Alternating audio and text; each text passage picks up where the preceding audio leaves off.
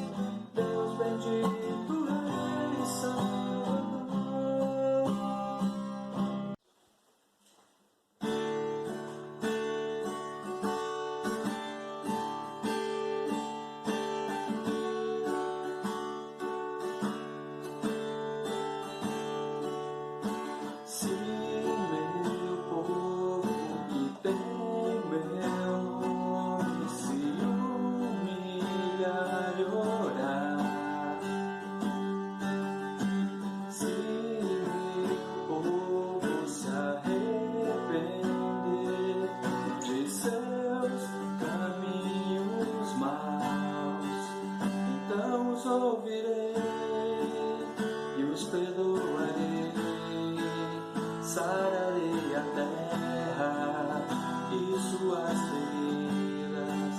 Eu me levantarei para os defender, defenderei o povo que leva o meu nome.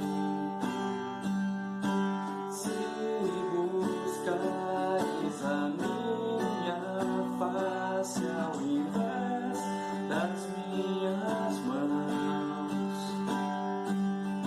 se orares uns pelos outros e não por coisas vãs, então os ouvirei e os perdoarei, sararei a terra e suas feridas. Eu me levantarei para os defender, defenderei o povo que leva o meu nome. Então me lembrarei das minhas promessas, ouvirei as preces e sararei a terra. Seguirei de novo, ainda nesse tempo, como um só povo que pede por renovo, no nome de Jesus.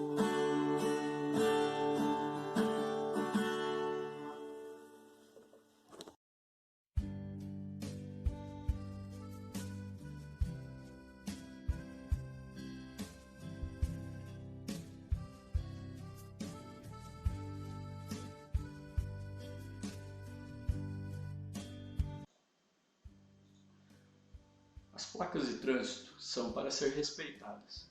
É isso que nós aprendemos quando fazemos aulas em autoescolas, visto as placas serem indicações de que existem normas e leis que devem ser respeitadas para que o trânsito flua com segurança, mas não são uma segurança apenas para o trânsito em si, mas especialmente para a segurança dos motoristas e das demais pessoas.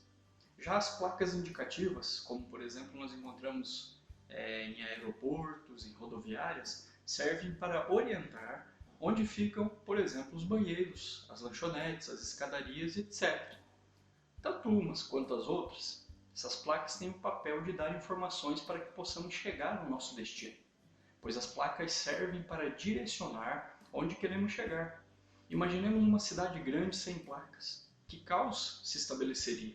Pessoas andando em círculos, outras perguntando, mas poucas podendo ajudar. Algumas até teriam medo de atravessar uma rua e talvez algum motorista mais apressado aceleraria o seu automóvel mais rápido e assim colocando outras pessoas em risco. Pensando nessa ilustração, percebemos a importância de termos orientação para os fatos rotineiros em nosso dia a dia. Quanto mais para aqueles que não há como prever o que acontecerá. Todos nós, desde a mais tenra idade, temos essa necessidade, a de sermos orientados para que consigamos alcançar um objetivo. Nossos primeiros passos foram orientados por nossos pais, que seguraram as nossas mãos e nos guiaram. Eles seguraram as nossas mãos, mas nós é quem tivemos que dar cada passo. Na escola, a professora desenhou cada letra, nos orientando como deveríamos desenhá-las. Ela mostrou, mas nós é quem pegamos o lápis para escrever. Toda a nossa vida, portanto, é vivida e experimentada através de orientação. Sem placas nos orientando, ficamos perdidos e, como consequência, ficamos sem saber que direção a ser tomada. Em uma recente viagem com minha esposa, apesar do alerta dela, geralmente os maridos são meio teimosos com as esposas, eu não segui o que o GPS indicou. E ao invés de entrar no caminho avisado, segui reto, pois tinha certeza de que sabia o caminho. No entanto, o resultado foi que nós tivemos que retornar 5 quilômetros, isso porque teimei com aquele aparelho que orientava o caminho correto. Viver e trilhar a vida não é uma tarefa muito fácil, ainda mais vivendo em um mundo onde o pecado ele trouxe tanta desarmonia à criação e ao ser humano. Logo, podemos nos perguntar, então, como confiar na orientação de seres que os seres humanos nos dão, se eles iguais a nós são imperfeitos e também carecem ser orientados? Há duas reflexões a serem feitas aqui. A primeira é que nas coisas básicas da vida, como caminhar, escrever, aprender, podemos sim ser orientados pelos nossos pares, mesmo que de forma imperfeita. Afinal, todos nós precisamos aprender como ir, o que fazer, não é? E a segunda é que a verdadeira orientação para a vida toda precisa ser feita por alguém perfeito, que ensina de forma perfeita, pois a orientação verdadeira que o ser humano necessita passa por ter uma vida de relacionamento com Deus, e essa orientação somente Deus pode nos dar. Como? Pela sua palavra. Eu gostaria que você acompanhasse comigo a leitura do texto bíblico que se encontra no livro de Números, lá no Velho Testamento, Números capítulo 9, versículos 15 a 23. Livro de Números, capítulo 9, versículos 15 a 23. O texto fala o seguinte: No dia em que foi erigido o tabernáculo, a nuvem o cobriu, a saber, a tenda do testemunho. E à tarde estava sobre o tabernáculo uma aparência de fogo até a manhã. Assim, era de contínuo. A nuvem o cobria e de noite havia aparência de fogo. Quando a nuvem se erguia de sobre a tenda, os filhos de Israel se punham em marcha, e no lugar onde a nuvem parava, aí os filhos de Israel se acampavam. Segundo o mandado do Senhor, os filhos de Israel partiam, e segundo o mandado do Senhor, se acampavam. Por todo o tempo em que a nuvem pairava sobre o tabernáculo, permaneciam acampados. Quando a nuvem se detinha muitos dias sobre o tabernáculo, então os filhos de Israel cumpriam a ordem do Senhor e não partiam. Às vezes a nuvem ficava poucos dias sobre o tabernáculo. Então, segundo o mandado do Senhor, permaneciam e, segundo a ordem do Senhor, partiam. Às vezes a nuvem ficava desde a tarde até a manhã. Quando pela manhã a nuvem se erguia, punham-se em marcha, quer de dia, quer de noite. Erguendo-se a nuvem, partiam. Se a nuvem se detinha sobre o tabernáculo por 2 dias, ou 1 mês, ou por mais tempo, enquanto pairava sobre ele, os filhos de Israel permaneciam acampados e não se punham em marcha, mas, erguendo-se ela, partiam. Segundo o mandado do Senhor, se acampavam, e segundo o mandado do Senhor, se punham em marcha, cumpriam o seu dever para com o Senhor, segundo a ordem do Senhor, por intermédio de Moisés. Deus, em toda a trajetória do povo de Israel, desde a saída do Egito até a entrada na Terra Prometida, Deus mostrou a sua fidelidade e o seu poder. O povo de Israel teve o privilégio de ver e experimentar feitos de Deus que outras pessoas não tiveram e nem viram. Podemos lembrar, por exemplo, do milagre da abertura do Mar Vermelho. Outro também, o de que toda manhã aparecia comida e que essa comida nunca faltou naquela jornada, o maná. Desde que Deus enviou Moisés ao Egito para tirar Israel daquela escravidão, Deus já havia falado que Ele mesmo os levaria até a terra que manava leite e mel. E Ele mesmo daria a orientação correta para que eles pudessem chegar lá. O povo de Israel, então, embrenha-se deserto afora, sob a liderança de Moisés e segundo a ordem de Deus, marcha rumo à terra prometida.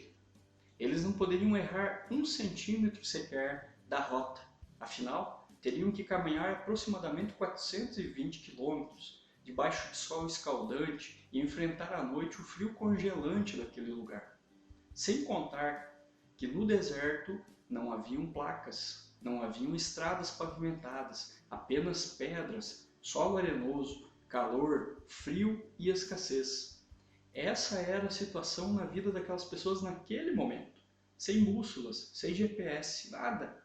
No entanto, quem os havia mandado sair tinha sido Deus, o Criador do universo, aquele que conhece todos os caminhos que existem no mundo todo. Eles precisariam então confiar na palavra dele. O texto do livro de Êxodo, capítulo 3, versículo 17, perceba que agora nós estamos falando de outro texto, próximo aí do livro de Números, né, o livro de Êxodo. Ele nos conta sobre a promessa feita por Deus a Israel. No texto de Êxodo, ele fala o seguinte: portanto, disse eu, far-vos-ei subir da aflição do Egito para a terra do Cananeu, do Eteu, do Amorreu, do Ferezeu, do Heveu e do Jebuseu, para uma terra que mana leite e mel. E também o texto de Êxodo, no livro de Êxodo, no capítulo 13, versículo 21, fala sobre a garantia que Israel teria naquela jornada. Deus então promete, lá no livro de Êxodo, aqui no livro de Números nós estamos vendo, né, ele já caminhando pelo deserto, mas antes dele saírem do Egito, no livro de Êxodo, Deus então diz que vai tirá-los de lá, levá-los para uma terra que mana leite e mel, e agora em Êxodo, capítulo 13, versículo 21, ele dá garantia, a sua garantia, de que eles chegariam naquele lugar. Veja o que o texto fala, Êxodo 13, 21. O Senhor ia adiante deles, durante o dia numa coluna de nuvem, para os guiar pelo caminho. Durante a noite, numa coluna de fogo, para os alumiar, a fim de que caminhassem de dia e de noite. A Bíblia conta que Deus cumpriu todas as suas promessas feitas a Israel, para que eles concluíssem a viagem. O nosso texto base, Números capítulo 9, relembra como Deus orientou Israel pelo deserto, com sua presença, e que ele jamais se apartou deles. Deus estabeleceu como seu povo andaria por aquele deserto. Deus prometeu sustentá-los, onde nem a sandália dos pés gastava, nem a roupa envelhecia, e assim ele fez. A Israel bastava então obedecer a Deus e seguir as suas orientações. Um estudioso da Bíblia, ele diz que ao lermos as páginas bíblicas sobre as narrativas da saída do Egito e a travessia do deserto, poderíamos pensar que Moisés e o povo não faziam uso de suas faculdades mentais, deixando-se guiar cegamente por Deus, que tudo resolvia. Mas ele diz que é evidente que esse pensamento contraria a doutrina geral da Bíblia e a experiência de cada um de nós. Pois o que a Bíblia pretende realçar é o aspecto da fé, a qual é primordial nas nossas relações com Deus. Sem a mão de Deus, é impossível esperar o êxito desejado na dura travessia do deserto da vida.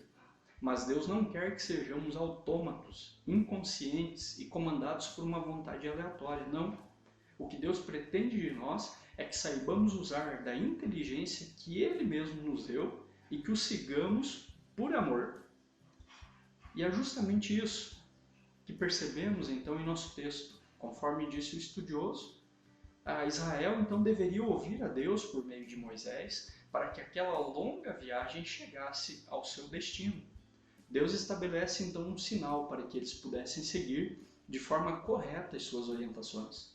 O texto diz que quando a nuvem se erguia de sobre a tenda, os filhos de Israel se punham em marcha, e no lugar onde a nuvem parava, aí os filhos de Israel acampavam.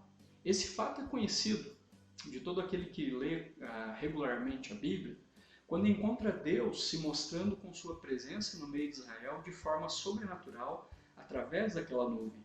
Nós percebemos isso no texto de Números e também nos dois textos que lemos anteriormente de Êxodo.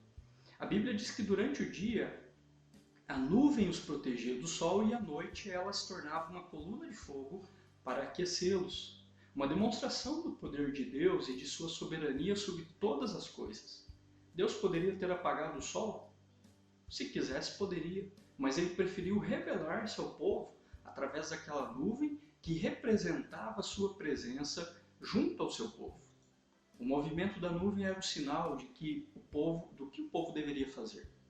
Para Israel era exigido uma atitude de obediência, o que a própria Bíblia nos conta, que uma parte daquele povo que saiu do Egito não teve. Uma parte daquele povo que saiu do Egito não entrou à Terra Prometida justamente porque desobedeceu em alguns momentos, ou em vários momentos, a ordem e a palavra do Senhor. Muitos deles perceberam que desobedecer a Deus não foi um bom negócio, como a gente costuma falar. E eles pereceram no deserto por terem desobedecido a Deus e o desonrado. Obedecer, portanto, significa respeitar, acatar e seguir. No entanto, desde o início da humanidade, segundo o que a Bíblia nos ensina, né? O ser humano preferiu desobedecer a Deus. Assim como no Jardim do Éden, então, no deserto, a desobediência também teve suas consequências. O Novo Testamento vai nos dizer que o salário do pecado, ou seja, o pagamento do pecado, aquilo que o ser humano recebe por causa do seu pecado, é um único pagamento e esse pagamento é igual para todos, é a morte. Desobedecer a Deus é sinônimo de uma tentativa do ser humano ter autonomia, o que diante de Deus é uma afronta à sua soberania e poder, e desde o início de tudo, quando Deus alertou os nossos primeiros pais, Adão e Eva, ele falou que no dia em que eles desobedecessem a ordem dele de não comer do fruto, eles morreriam, se porventura comessem, e foi o que aconteceu. Por isso a morte, então, se estabeleceu, a morte e as suas demais abrangências, né, se estabeleceu na vida humana. Mas a obediência também, é o que a Bíblia nos ensina, é algo que agrada a Deus e, como consequência dessa obediência, nós nos aprofundamos no nosso relacionamento com Deus. Esse fato de que nós, em nossa natureza humana, temos a tendência a desobedecer, não nos isenta e nem nos desobriga a obedecermos a Deus. Poderíamos justificar dizendo, eu sou assim mesmo, eu sou um pecador, então eu não consigo obedecer a Deus. Pelo contrário, a Bíblia nos incentiva a sempre buscarmos obedecer a Deus. Ao obedecer a Deus e seguir a sua orientação, algumas pessoas do povo de Israel tiveram êxito na jornada e puderam entrar na Terra Prometida. Obedecer a Deus significa ter a melhor orientação para a caminhada da vida. Deus envia Jesus para mostrar o melhor caminho a ser seguido, ou seja, Ele mesmo. Por isso, toda pessoa que tem uma vida com Cristo obedecerá a Deus e a sua palavra. Jesus disse que Ele é o caminho. Perceba que no texto Jesus não vai falar que Ele é um dos caminhos, não, Ele diz que Ele é o caminho. Muitas vezes achamos que ter sucesso na vida, ter muitos bens materiais, ter uma excelente formação acadêmica, por exemplo, né, é um fim em si mesmo. Não que essas coisas não sejam, de certa forma, e guardadas as devidas proporções, boas, mas elas não são um fim. Em contraste a tudo isso, que julgamos ser o objetivo máximo da existência humana, a Bíblia revela que obedecer a Deus e ter prazer nele por toda a nossa vida terrena e por toda a eternidade é que é o fim da jornada. Ou seja, o fim principal da existência humana é viver uma vida de forma integral, obedecendo a Deus, porque é isso que agrada a Deus. E o único caminho para que possamos ter de fato uma vida de obediência a Deus é pelo caminho chamado Jesus. O único caminho para obedecer a Deus e ter prazer na vida e alegria verdadeira, não há rotas alternativas, não. Pois Deus estabelece e nos revela um único caminho a ser trilhado nesse deserto da vida, e é Jesus. A sua vida já tomou esta rota? A rota que Deus estabeleceu desde toda a eternidade para que você e eu pudéssemos ter, de fato, uma vida real e verdadeira? Eu espero que você tenha uma vida trilhada no caminho chamado Jesus Cristo. O texto diz, e ele continua falando, que segundo o mandado do Senhor, percebe? É Deus quem manda, é Deus quem orienta, é Deus quem sabe de todas as coisas, é Deus quem estabeleceu o caminho. Deus sabia cada curva que eles fariam, cada pedra que eles passariam por perto. Deus conhecia todo o caminho até a Terra Prometida. Segundo o mandado do Senhor, o povo ou marchava ou acampava.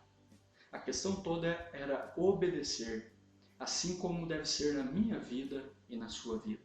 Precisamos obedecer a Deus até o fim da jornada.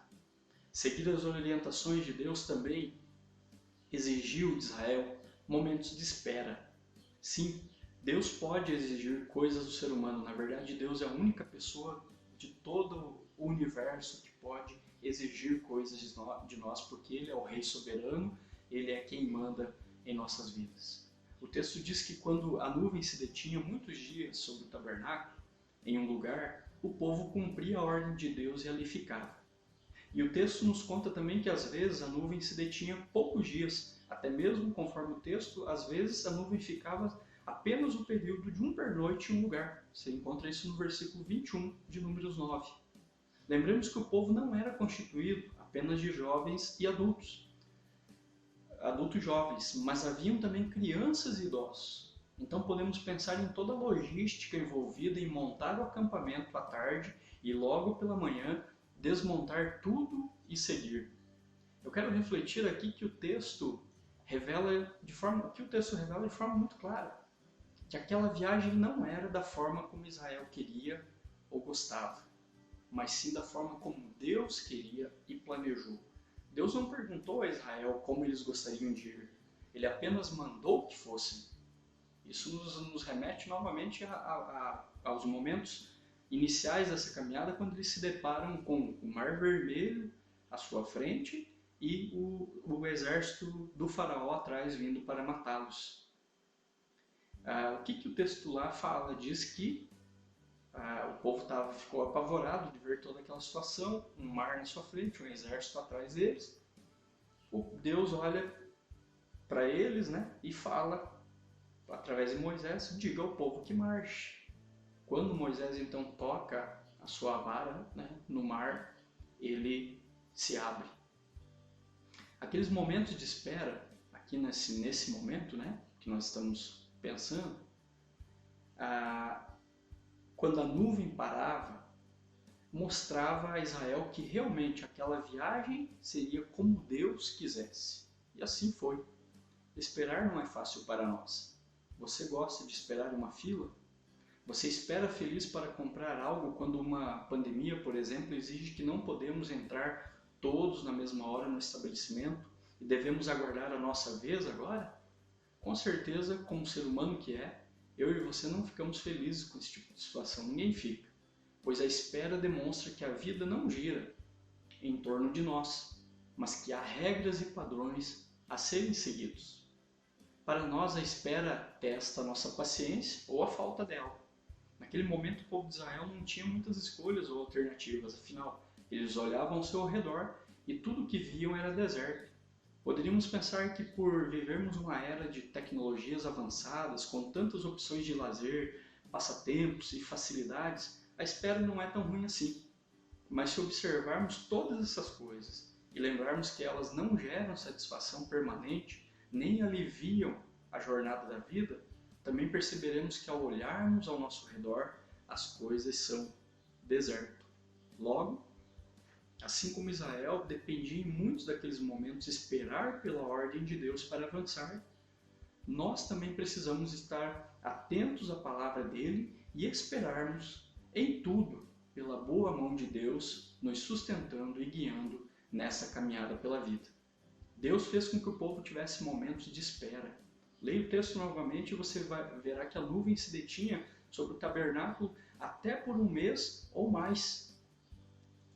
Esses momentos de espera serviram para que o povo também observasse Deus agindo em favor deles, pois em um deserto, em lugares apenas de passagens, como foi naquele momento, como plantar e esperar a terra produzir, como esperar a areia produzir, o que restava era confiar realmente no que Deus havia prometido que faria. Em um lugar que eles não plantaram, nada tinham comida de sobra. Esperar em Deus é sempre a melhor maneira para sabermos para onde ir, o que fazer e como agir. E é isso que gera bênçãos para nós. Em muitos momentos, Deus nos fará esperar. Todo discípulo de Jesus e discípula dele espera pela sua volta. Quanto tempo ainda levará? 1 minuto? 1 milhão de anos? Mas ele nos disse para esperar. Assim como se deter onde a nuvem se detinha e esperar ela se movimentar era uma ordem, o levantar acampamento e marchar também era uma ordem. O texto deixa bem claro essas duas orientações de Deus. O texto diz, mas erguendo-se, ela partiu. E o texto diz também que, segundo o mandado do Senhor, se punham em marcha. Na espera, Deus tinha o propósito de dar descanso ao povo. naquela dura jornada e fazê-los esperar pelo seu sustento diário. O marchar também era o momento de o povo aprender a depender do Senhor, pois acampamos em um lugar desconhecido e estamos indo a outro lugar desconhecido. Essa era a rota, né? Esse era o trajeto deles. Estamos acampando aqui nesse dia em um lugar desconhecido, amanhã acamparemos em outro lugar desconhecido e estamos indo para uma terra que nós nunca vimos. Resta-nos então confiar que Ele sabe para onde está nos levando e como termos os meios para chegarmos até lá. Deus então ordenou ao povo que quando a nuvem se levantasse, era para eles seguirem viagem. Essa ordem mostrava ao povo que ainda não haviam chegado, que aquele ainda não era o lugar prometido. Com toda certeza, quando a nuvem se levantava, era gerado no coração deles uma expectativa de que a próxima parada seria definitiva. Eles esperaram e viajaram por 40 anos. 40 anos até chegar à promessa de Deus. Deus requer ação do seu povo, pois sem ação não há resultados e nada acontece. Para chegarem até Canaã, o povo teve de marchar e não ficar parado no outro lado do Mar Vermelho. Muitas vezes em nossas orações, pedimos: Deus, age em meu favor, Deus, me ajuda em determinada situação. Porém, muitas vezes que oramos assim, cruzamos os braços, não fazemos nada. Deus não tem poder para agir? Tem, e sempre terá, apesar de nós. Mas o que encontramos no texto é que é ele dizendo que na jornada era o povo que deveria marchar ao ver a nuvem se erguendo. A vida exige de nós ação. Não fomos criados por Deus como seres estáticos ou estagnados. Se assim temos vivido, com certeza não é este o plano de Deus para nós. Assim como devemos em alguns momentos esperar, em muitos outros devemos nos movimentar. Deus sempre age em favor do seu povo. Era ele que ia preparando o caminho para Israel passar. O texto lá de Êxodo diz que ele ia adiante deles. Porém, ele nos quer em movimento. E movimento não depende de lugar, como temos observado em tempos de quarentena e pandemia, mas depende de uma atitude pessoal em querer agir apesar das circunstâncias. Deus, na pessoa de Jesus, agiu para cumprir o seu propósito de salvação. Deus, em meio ao deserto da vida humana, encarnou-se para promover redenção e transformar o deserto em terra fértil. O próprio Deus nos deixa o exemplo de que para que algo seja concretizado, é necessário que haja uma ação envolvida. A ação de todo discípulo e discípula de Jesus será uma expressão do seu relacionamento com Deus. Perceba que o texto conclui dizendo: cumpriam o seu dever para com o Senhor, segundo a ordem do Senhor, por intermédio de Moisés. Portanto, ensinados por essa passagem na vida do povo de Israel, que possamos obedecer a Deus e a sua palavra, a sua ordem, sabendo que essa obediência nos dará condições de esperarmos em Deus em todas as situações da vida e também nos levará a agirmos conforme a sua vontade. Jesus disse que somos amigos dele quando obedecemos os seus mandamentos, pois obedecer a palavra de Deus é sinal de que reconhecemos o seu poder, soberania e orientação, pois ele sabe para onde nos levará e por onde tem nos conduzido. Que Deus nos abençoe. Amém. Obrigado, Senhor, pela tua palavra que foi lida e refletida aqui, Senhor. Obrigado porque a tua palavra nos ensina como nós devemos caminhar aqui na terra, orientados pelo Senhor, obedecendo a tua palavra. E também, Deus, a tua palavra nos incentiva a esperarmos em ti, porque o Senhor sabe de todas as coisas, mas é uma espera, Deus, ativa, onde nós vamos caminhando, vamos trabalhando, vivendo a vida comum do lar, a vida comum, Senhor, no trabalho, a nossa rotina, nosso cotidiano, mas sempre orientados pelo Senhor e sempre, Deus, em tudo que nós fazemos, em tudo que nós trabalhamos, lembramos, Deus, e devemos lembrar que é tudo para honrar o Senhor, dar testemunho vivo daquilo que o Senhor tem feito em nossas vidas e já fez através do sacrifício de Jesus na cruz. Obrigado, Deus, por essa palavra e ela sirva, Deus, de orientação realmente para nós olharmos para Ti em tudo o que fizermos.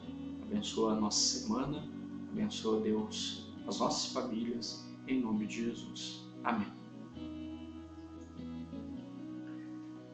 E agora, irmãos, que o amor de Deus Pai, a graça de Jesus, Deus Filho, a eterna compaixão do Espírito Santo, que é Deus, estejam sobre nós, povo do Senhor, espalhados pela face da terra, hoje e para todo sempre. Amém.